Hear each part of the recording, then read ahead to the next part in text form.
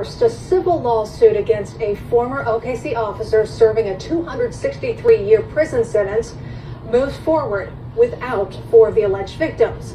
Daniel Holtzclaw has been convicted already of raping women while on duty. This time, crime tracker Jennifer Pierce has the latest from the federal courthouse.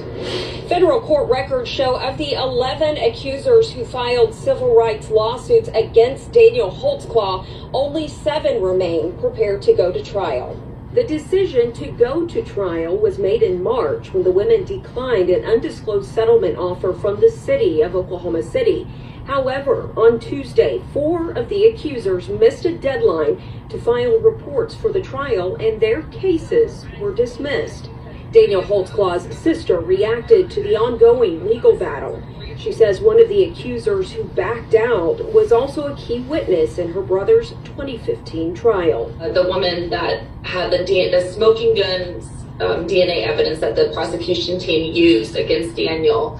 And so that's a remarkable new evidence now, is that why is she dropping out of the lawsuit? That DNA evidence was used to convict Holtzclaw of 18 sex crimes, putting him in prison for serial rape.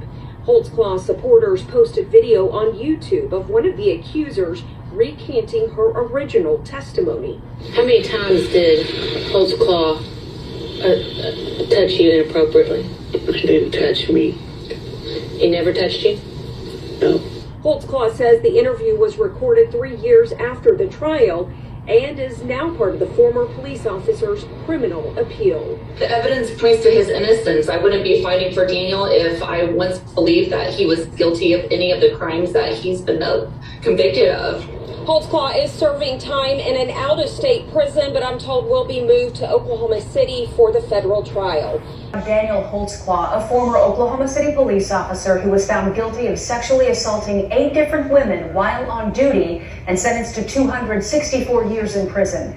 Back in 2016, the women filed a civil lawsuit against Holtzclaw, the city of Oklahoma City, and the police chief and detectives.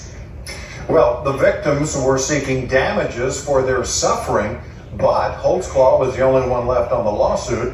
And just a few hours ago, we learned the lead attorney for the women asked the judge to dismiss the case with prejudice. And it comes with a stipulation: the plaintiffs can never refile. A federal judge will make that decision about the dismissal.